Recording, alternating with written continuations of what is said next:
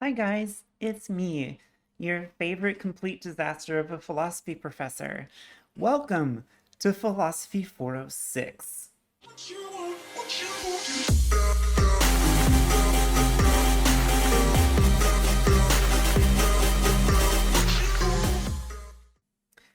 Philosophy 406 is logic for the legal profession, but let me be real with y'all, this is an LSAT class. This is a class all about how to take and master the law school admissions test. So, if you have fallen into this class somehow and you're not actually planning on taking the LSAT, what do you I mean, I'm not trying to tell you how to live. It's just might be a little boring. Um, this is just a pass-fail class. Um, And normally, the only way to fail would be to miss 6 classes, but I'm not requiring attendance. So, what I'm going to have to do this semester instead is have some work for y'all to do on Blackboard, and just have y'all submit to me proof that you have done this work. It doesn't even have to be done right, because, like, I'm not grading it. Excuse me. But this class will not profit you if you do not do the work. You can only get out of this class what you put into it. The LSAT is a skills-based test, not knowledge. It's not something you can cram for. It's something that requires you to put in the hours of practice that it takes to get good at the skills required. So we'll be talking about the ways the test words things, what it's actually looking for. We'll talk about how to dissect arguments, which is a good portion of the test, a real big chunk. We will talk about conclusions and evidence and assumptions. We will talk about weakening and strengthening arguments. We will also talk about the logic games and how to do them. It's kind of just like a big Sudoku, in my opinion, and I think they're fun, but we can talk more about me later, and more about logic games when we get to them, which I think we'll do first. And the reading comprehension section, which is reading a passage and answering the questions about it. But because this is a standardized test, it's always going to follow the same patterns. So a lot of what is required here is familiarizing yourself with the patterns of this test. Is my hair looking dumb? I mean, yes, my hair is looking dumb. I wanted to look cute for this first video. I don't think I did a very good job. But cut me some slack. I haven't been outside in a year. She says, looking completely crazy. And you cannot build that familiarity with the test and how it works if you don't do the practice. It's like if this was a class on playing guitar. I could get up here and I could show you, like, well, here's how the scales work, here's how to do chords. But none of that is going to mean anything. You're not going to be able to actually play unless you sit down with an instrument and do the work. And what's that saying? It takes like 1,000 hours to master something?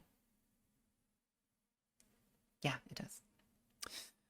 So, you have to put in the time, and there's no way I can force you to do that other than just making lots of assignments. And I don't know, does it seem like maybe it'd be a good idea for me to require, like, one-on-one meetings with me? Ugh, that sounds like a lot of work on my part. Anyway, we are slated to meet Thursday mornings at 8 a.m. But like I said, I'm not requiring attendance, and I really think it's a terrible idea for students to get into a confined space and stay there for 2.5 hours during the middle of the worst pandemic of our lifetimes and of recent US history. And for the past 100 years, actually. I don't know, maybe I'm crazy. So, if you are worried about coming in, don't. I will still try to make sure to be there I think we're in Crosby 106 at 8 a.m. on Thursdays. If you need face-to-face, if an online class doesn't work well for you, you have discovered, I will come in and I will be there physically if you need that. Just make sure you have a mask and stay 6 fucking feet away from me. That I don't mean to be that mean. I'm actually very nice. Doesn't matter. So yeah, I'll be there. But the meat of this class is going to be these pre-recorded videos. I don't really like the idea of trying to make sure that we're all there to be on Zoom at the same time. So I want this to be asynchronous so that you can watch these videos on your time when you need to and want to, and so that you can go back and review them when you need to and want to. The book for this class, I have already posted online as a series of PDFs. Just make sure that when I assign you pages, you're looking at the actual like number of the page, not the number of the PDF page. So like page 1 of the PDF might be like page 117, and that's not going to be very helpful. But I will, when I post readings, tell you what page in the book it is and what chapter you can find it in, because I have split it up by chapters. It's a big old book. It's Kaplan. I don't actually have a copy here with me because I use a teacher's edition and I'm not trying to give away all the secrets. Also, it's just in a big 3-ring binder. But yeah, it's on the internet. It's on Blackboard. Find it there. All communication, or rather any requirements that I have of you, will be posted as announcements on Blackboard and also emailed. If you need me, please email me. If you want to have a one-on-one Zoom meeting, we can set that up. You can find me in the classrooms. I already talked about that.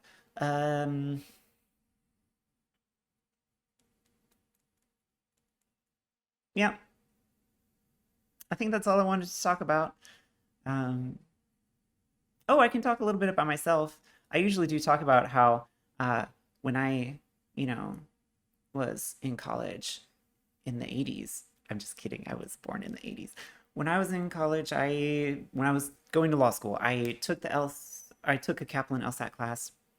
I went in with like a 153 and took the course and practiced a lot. And on the actual test, I got a 173, which was 99th percentile for that class, which is very impressive if you're not aware of how the scoring works. These days, since I've been teaching LSAT classes for 6 years now, if I don't get a 180, I'm pretty mad at myself, and it's usually because I got bored and stopped paying attention. So I know what I'm talking about. My job is to make you understand what I'm talking about. But I should have planned this out better. Yeah. Just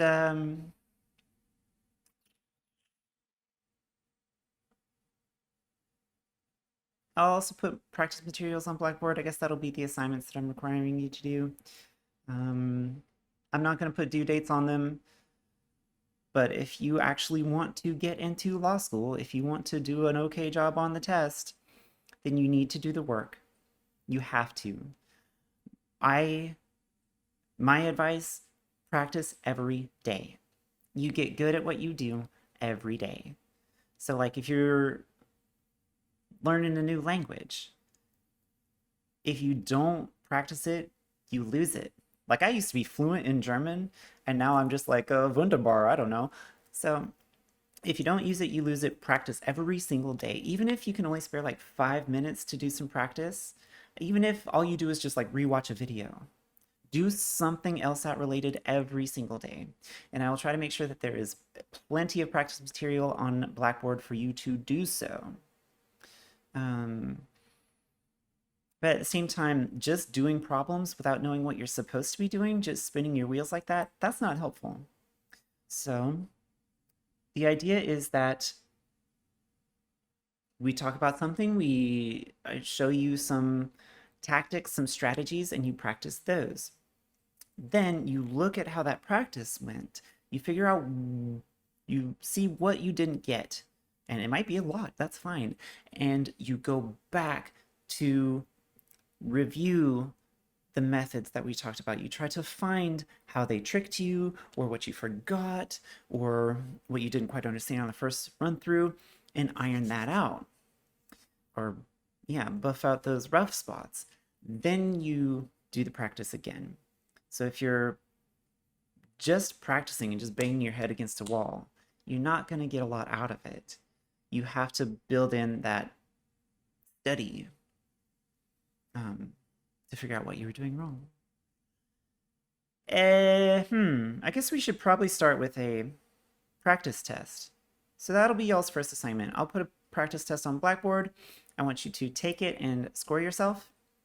And yeah, that'll be the first required assignment, is for you to take a practice test and send me your score, so that we can see where you're starting at and where we can go. And honestly, don't worry if you get a 120, which is the lowest possible score. Scored from 120 to 180. I should probably talk more about the actual test, but this video is dragging on a little bit. So I will post that test at some point and email y'all about it when it's time to do it, or when it's available. Keep up with these videos. Email me if you need me. Come in if you want face-to-face time. Tomorrow, I'm probably not coming in because it's supposed to snow tonight. I'm going to send an email about that right now, actually. Let's just cancel this first class. It'll give you time to take the practice test. That'll be great. All right. Great first week of class, y'all. Look for that practice test when I email you about it being posted, and I will talk to y'all later. Bye.